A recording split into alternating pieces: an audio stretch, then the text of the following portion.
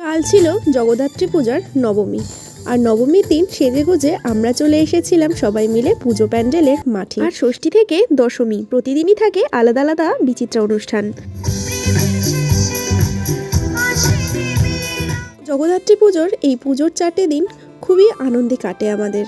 সবাই মিলে খুব হই হুল্লা করি।